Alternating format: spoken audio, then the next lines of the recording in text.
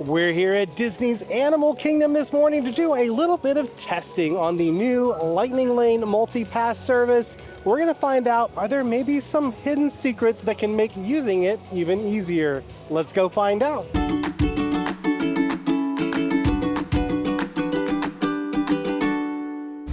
Hi-ho everybody, this is Rob with your Scouts. We're here at Disney's Animal Kingdom on the initial opening weekend for this new Lightning Lane multi-pass service. This is going to be my first day actually getting to use this service because I've been quarantined with COVID, as you may have known if you saw our earlier video. So I haven't really been able to put this thing through its paces in a full park day. In our first video, we weren't able to tap into the park until really late, and that obviously limited how much we were able to do during that day. So today we're going to just kind of take our time and try some things out. We're going to see, are there maybe some other ways to start booking more tier 1 attractions or attractions in the other parks without actually physically going to that first ride and tapping in. We're also going to check on things like grace periods. For example, with Genie Plus, you were able to tap into your Lightning Lane 5 minutes early or as much as 20 minutes late. So we're going to see if those rules still apply. We've got a lot to figure out today, so let's go ahead and tap into the park and conduct our very first experiment.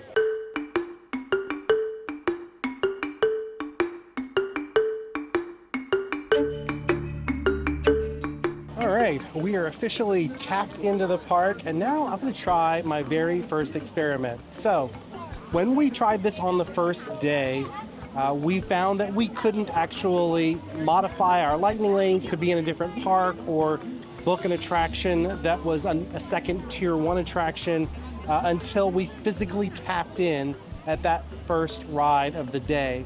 Now, what I'm wondering though is we didn't test if we could do those things as soon as we tapped into the park.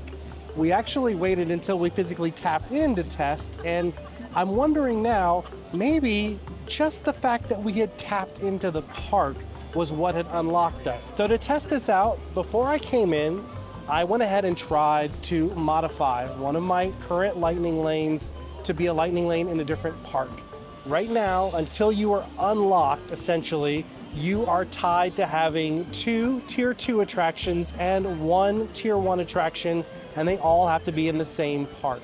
Here at Animal Kingdom, there aren't tiers, so the way that we're going to see if we're unlocked and able to do those things is if it's going to allow us to book a Lightning Lane in another park.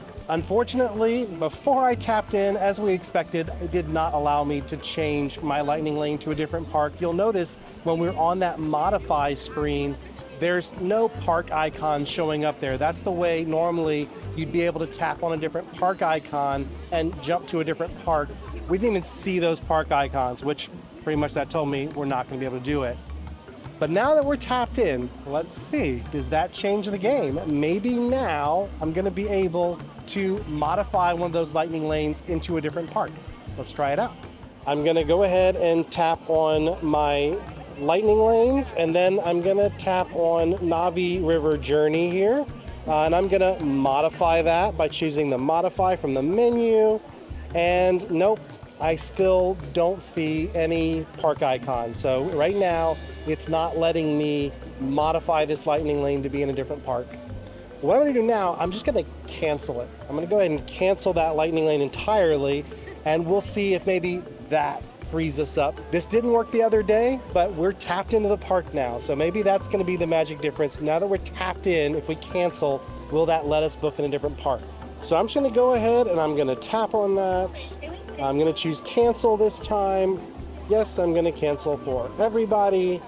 And now let's just see if we can book a whole new Lightning Lane in a different park. So I'm going to tap on book up there. And now I'm just going to change my park. I'm going to change to, let's just say Hollywood Studios. So we'll change to Hollywood Studios and see if there's something fun here to grab. Yeah, let's grab Mickey and Minnie's Runaway Railway. Let's see if we can get that. And womp, womp, womp. Nope, I am still not able to book in another park. So I am still locked. So what I'm going to try next, I'm not going to tap in to any of my Lightning Lanes. I'm going to let one of them expire. And I'm going to see At that moment that that return window is finished and it has expired, is that going to allow me to book in another park? And only one way to find out. Let's try it out. In the meantime, though, I am starving, so let's go grab some breakfast and I'll meet you at my favorite shady spot.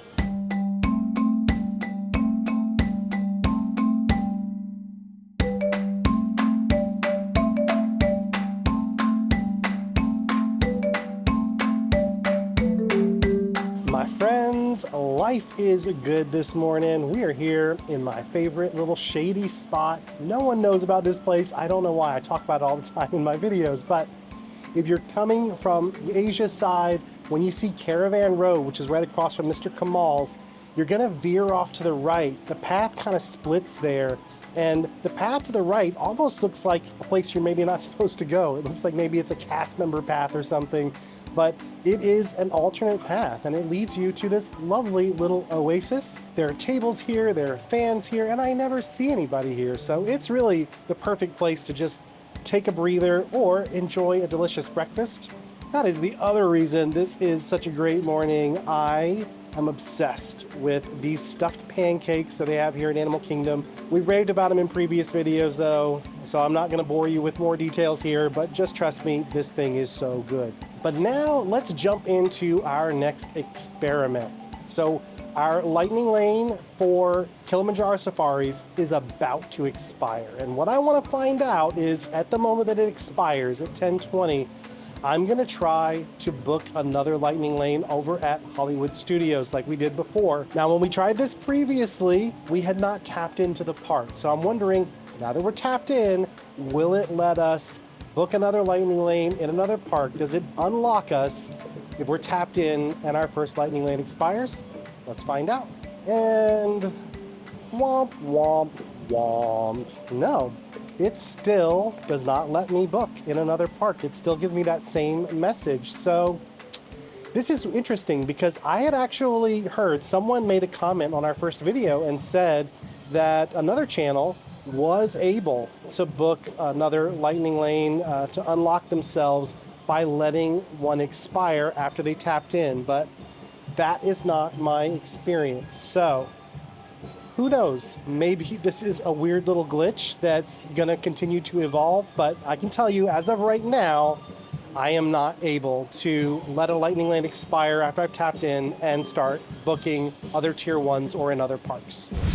It is time now for our next experiment. We're over here at Kilimanjaro Safaris. We're actually about 18 minutes late for our lightning lane reservation. Our return window essentially ended 18 minutes ago. So we're gonna see, is there still a 20-minute grace period on the back end of our reservation? The way we're gonna find that out is we're gonna tap in. And if it glows green, then that means we're all set, we're good, we don't need to worry about it. If it glows blue, however, that's going to mean that it's up to the discretion of the cast member as to whether or not they're going to let us go through. So let's see if we're green or blue.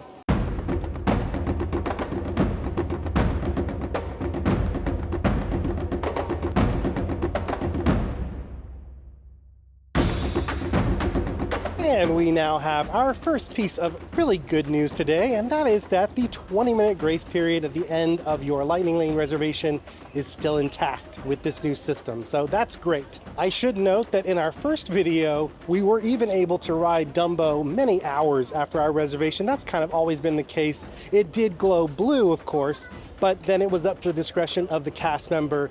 And really, if it's an attraction that's running smoothly and they're not really backed up, and you're really nice about it, usually the cast members will let you use an expired lightning lane, but I always try to get in during the return window just so I don't put anyone in an awkward position. That said, things happen, and you know, sometimes you just can't make it, so let the cast member know what's going on and usually they'll accommodate you. Well, now that we're all tapped in, that freed me up to go ahead and book our next lightning lane in a different park. I tried Mickey and Minnie's Runaway Railway. Third time was the charm. I was able to grab it this time, and I was actually pleasantly surprised.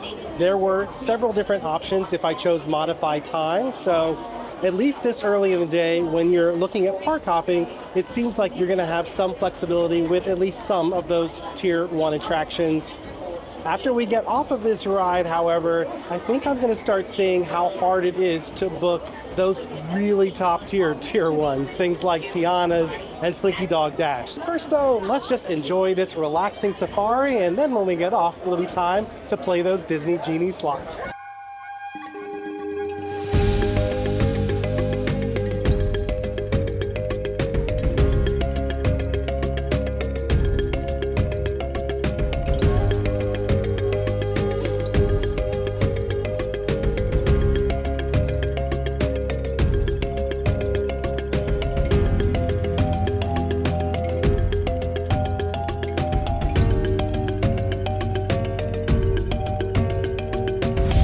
What an amazing safari. That baby elephant was such a rare treat to see. But now it is time to continue with our experiments, and that's actually exactly what I've been doing right here. My goal was to see how long it would take me to book the most popular attractions at this point in the day, because it was almost noon when I was able to start booking, and I was curious. Rides like Tiana's Bayou Adventure and Slinky Dog Dash, Remy's Ratatouille Adventure, these are the most difficult to book rides across Walt Disney World, and I just wanted to see if I just sat down and put my mind to it, played the Disney Genie slots, how successful could I be and how quickly could I find that success. I'm not going to get into the details of how you play the Disney Genie slots here. We just covered that in a recent video, and I'll put a link to it in the description down below.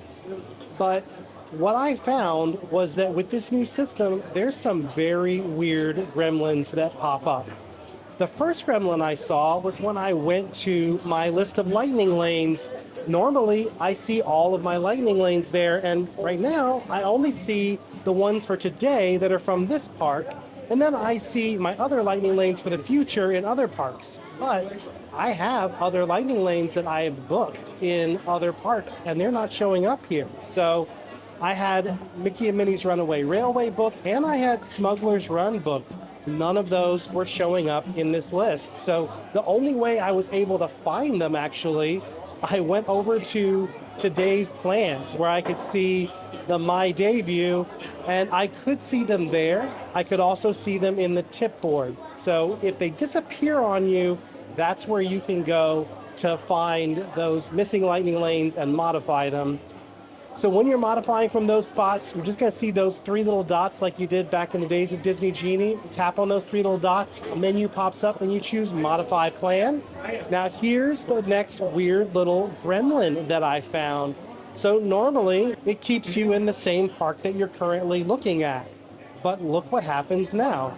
For some reason, it constantly defaults me to Magic Kingdom. I have no idea why, but honestly, it kind of worked out really well because the first ride I was aiming for was going to be Tiana's, so I was able to get Tiana's shockingly fast. I'm talking less than a minute. I had a return time for Tiana's, so that one was in the bag. Next, I decided I was going to set my sights on Slinky Dog Dash, so I went ahead and modified my other lightning lane. Once again, though, whenever I would refresh the view, it would jump me over to Magic Kingdom. In this case, it was kind of good that it did, though, because I saw some amazing return times for Tiana. Probably the biggest surprise of this series of experiments was how easy it was to grab Tiana's this afternoon.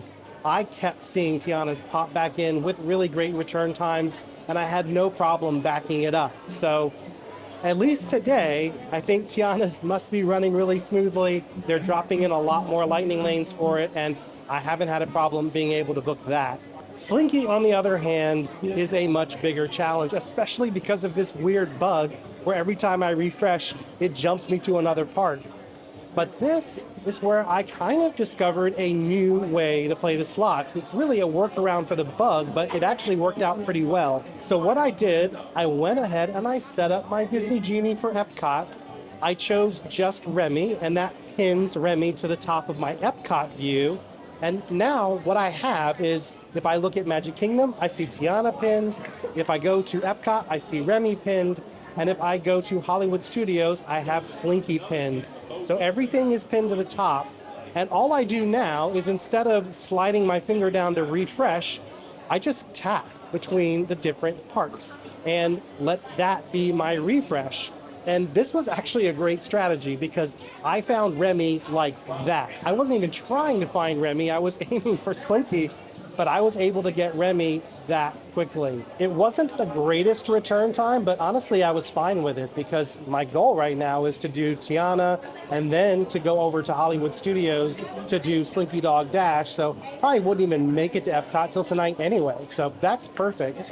Now I decided, since I had two of the big three, I wanted to see, could I go ahead and get all three of them? Slinky was definitely the hardest, no question about it. Slinky was tough. I started setting up to play for Slinky at about 11:45, and I was not able to get it successfully booked until 12:04. So it was about 20 minutes of patiently playing the slots, trying to find a time for Slinky, but I did find it. And I was successful, and voila, look at that. I now currently have the three most difficult to book lightning lanes in all of Disney World all in the bag. They're all ready to go. So I would say that while we definitely ran into some weird little gremlins that I'm guessing are probably going to be fixed in the near future, in the meantime, we did find a new way to play the slots, and we won the slots. We hit the jackpot. I think folks who are really concerned about this new system and worried that it's going to mean you're not going to be able to get the rides you want anymore because everybody's going to have already booked them 7 days before, I think those concerns are definitely overblown. Right now, we're here on a summer Sunday at the end of July, July 28th. The parks are not crazy busy, but they're definitely not dead. I would say this is an average day, and I haven't had any problem getting the rides that I wanted to get. But we still have some more experimenting to do. Unfortunately, the next experiment I want to do, I'm going to have to come back on a different day. So what we're going to do right now, we're going to enjoy all those amazing rides that we've already booked, and then we're going to take you forward through space and time to our next park day, where we're going to actually be here with Eric. And that way, I'm going to be able to see how things work when only one member of your party can get into the park early. Let's go do it.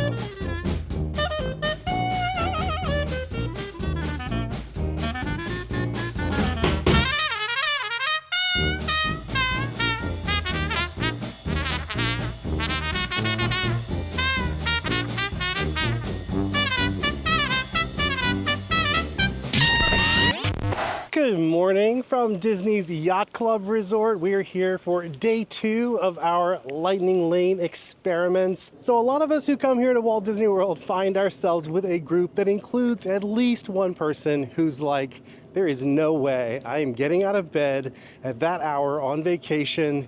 You guys are crazy.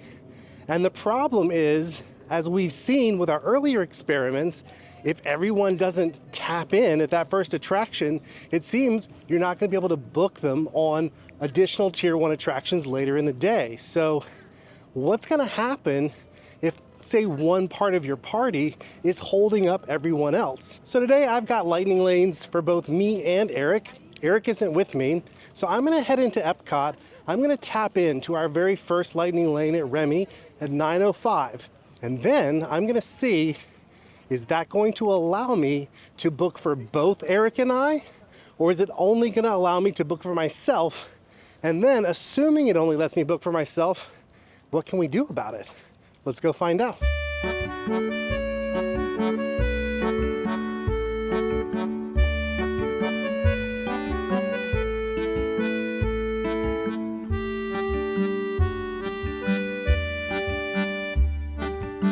As soon as I tapped in over at Remy, I fired up my Disney experience and I started that experiment. So what I did, I didn't want to cancel Eric's Remy. I wanted to see what would happen if just by unlocking myself, if that did anything to help unlock Eric. And the way I figured that out was by going to one of our other reservations and trying to modify that into another park. At first, it actually looked like it worked. It looked like it was gonna let me transfer our lightning lane from here at Epcot to Big Thunder Mountain over at Magic Kingdom. And I was like, wow, maybe we're unlocked.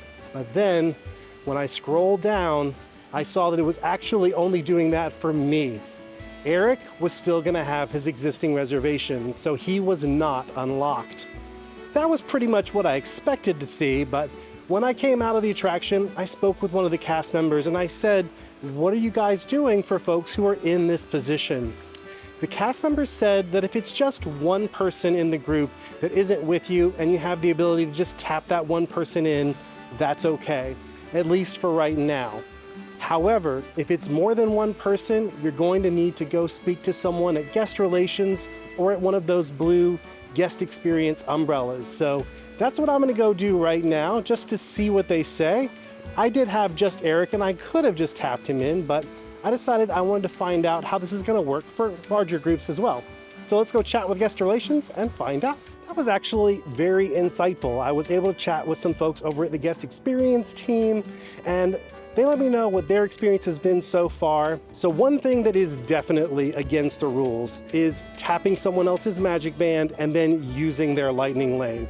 Now, if you're just tapping their magic band to scan them in and you have no intention of using that lightning lane for yourself, that's more of a gray area, but do know you can never tap someone's magic band and use their lightning lane experience for yourself. That's against the rules. It can actually get you banned from the park, so don't do that. The gray area thing is if you were to tap someone in who isn't there and you're not using that experience for them, you're just tapping them into the ride. This can raise a red flag, especially if that person never tapped into the park to begin with. So it would seem odd that Eric tapped into an attraction but had never actually entered Epcot. So in order to avoid raising those red flags, what they recommend you do, go use that experience yourself. As long as someone has redeemed there, you can then go to guest relations or the guest experience team, let them know that the rest of your party does not wish to ride that attraction and you'd like to go ahead and redeem it for everyone else. That will then free you up to book everyone else in another park or for additional tier ones. That's how the rule is working right now. This may change as the system evolves and develops. I'm sure more and more people are going to be asking for things like that, so it might put some strain on guest relations to be able to manage the number of people who might come through with that request. So I would say this is something that likely will change in the future, but as of right now, that's how you can unlock the rest of your party. And that's what we did. So I'm actually going to head back to the hotel right now to perform our final experiment, and I'll meet you there.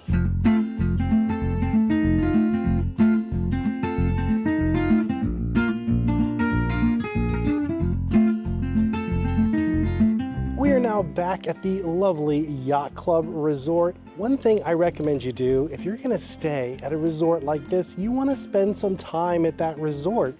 And what the Lightning Lane Multipass service can help you do on days like that is plan for your evening to be in the park and just have some rides lined up and ready to go so that you can kind of spend your afternoon enjoying your resort. This resort in particular has the best swimming pool of all the different Disney World resorts, so I definitely want to spend some time enjoying that.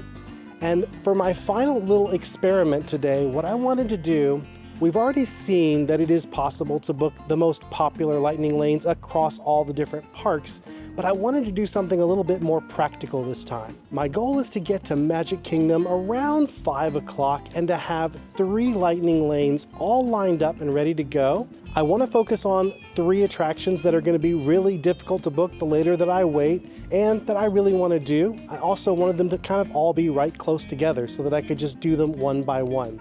The 3 attractions that I chose were Jungle Cruise, Big Thunder Mountain, and Tiana's Bayou Adventure. The good news is I didn't have any trouble at all. Right out the gate, booking for Jungle Cruise or for Big Thunder Mountain. I was able to get those right in that span of time that I was aiming for very quickly. Tiana, however, today I wasn't seeing any times pop up at all. And then I wondered, maybe Tiana is having some issues today. Maybe Tiana is down.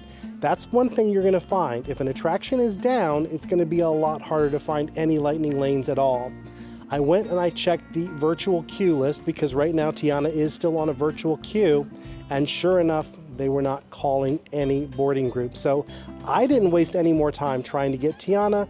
I just figured I would stop, relax, enjoy the resort, and I'd try it a little bit later. Once I noticed that they were starting to call virtual boarding groups again, I decided I would try my luck again, and relatively quickly I was able to get a time for Tiana. It was a lot earlier than I wanted, but I was just happy to have it booked. Once I got that time though, I was having a hard time seeing anything else pop up.